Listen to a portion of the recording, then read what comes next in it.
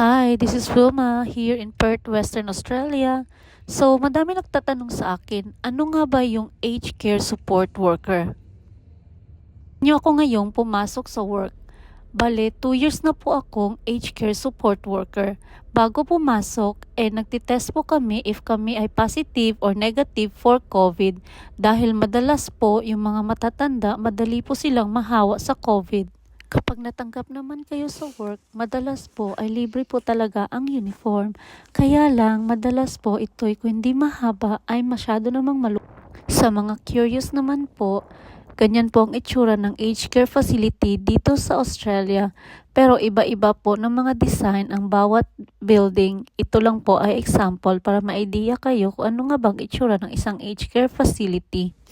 Kapag naman po morning shift, madalas ay nagsisimula ang duty from 7 a.m. hanggang 3 p.m. at ang panghapon naman po ay 3 p.m. hanggang 9 p.m. or 3 p.m. hanggang 10 p.m. Kapag naman po night shift ako, nagsastart ang duty ko ng 9:45 ng gabi hanggang 7:15 ng umaga. Kagaya po ngayon ay panggabi po ang duty ko. Kapag pang night shift po, madalas ay ikaw lang mag-isa ang naiiwan sa isang area.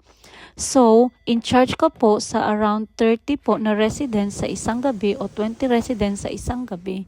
Ang ginagawa po namin, kami po yung naghahanda ng gagamitin ng morning shift, kagaya po ng pagre-refill ng night pads, pagre-refill ng mga gowns, ng mga gloves, pag-answer ng mga call bells. Kasi po, yung mga matatanda, meron po silang alarm mat kung saan po kapag tumayo po sila ay nanonotify po kami kasi nag-a-alarm po yung bell at yun naman po ay malalaman namin kung saang room yung kailangan naming puntahan.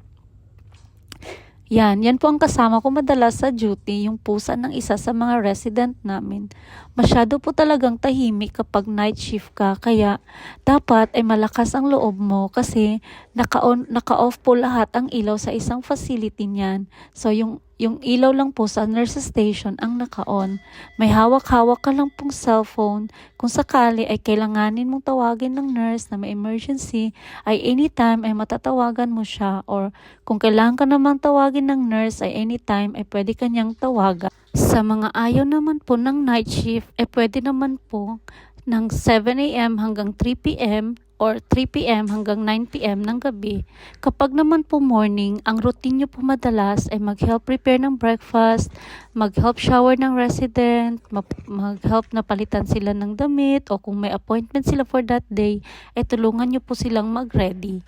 And sa afternoon shift naman po, ganun din, magpalit ng pads, palitan sila ng night gown nila, or i-assist po sila mag-toothbrush or mag-ready bago matulog. Ang kagandahan naman po sa Australia, kasi kahit wala ka pong experience, iti-train ka po nila basta't meron ka lang pong certificate 3 in aged care, ay matatanggap ka po. Lahat naman po ng training ay sponsor ng aged care, like manual handling, CPR, o lahat ng training na kailangan po sa trabaho mo. Kaya wag po kayong mag-alala kasi open po sila dito sa mga gustong mag-work as long as interested ka po na mag-train. Salamat po sa pagsama sa akin sa aking 9-hour shift today. Ayan, pa-out na po ako. Please watch po for my upcoming vlogs. Thank you.